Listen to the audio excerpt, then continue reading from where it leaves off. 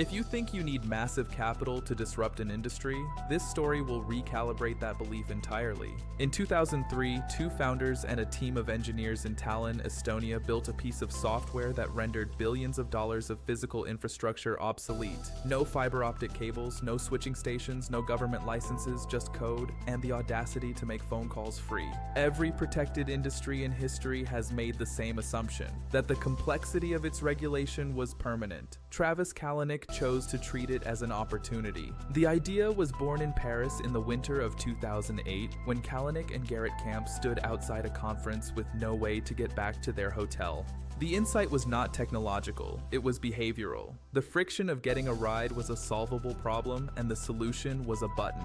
The first version of Uber was not a disruption, it was a precision probe. UberCab launched in 2010 as a black car service, expensive and exclusive. Kalanick was testing whether people would pay for the experience of pressing one button and having a car materialize. The answer was immediate. The market did not need to be educated, it needed to be given permission to want what it had always wanted, until UberX. The pivot to UberX in 2012 was where the strategy shifted to domination. Kalanick had studied the playbook of Blitzscaling. Prioritize speed over efficiency. Capture the market before regulation catches you. This was Blitzscaling made visible. When taxi unions lobbied city councils to ban the service, Uber deployed what became known as the human shield strategy. It mobilized its own users, millions of riders and drivers who had already integrated the platform into their daily lives. The insurgency had turned its customers into an advantage. Regulators discovered that outlawing Uber meant outlawing something their own voters used every day. This was a campaign, not a company.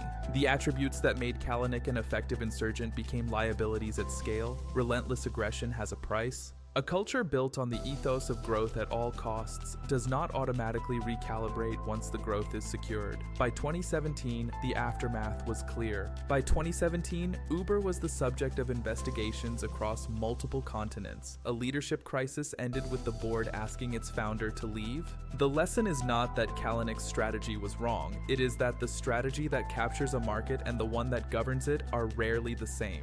Culture is not separate from strategy. It is strategy. The founders who confuse them usually pay for that mistake personally. Uber today operates across more than 70 countries. The taxi industry it declared war on has been permanently restructured. The insurgency succeeded by every metric. The man who designed it was removed. Together, they constitute the most honest education in market disruption.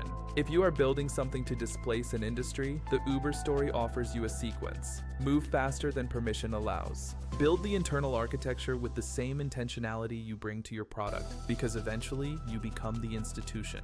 The only thing left to disrupt is yourself. This is MindForge. Design your moat. Subscribe for more protocols on human and financial performance.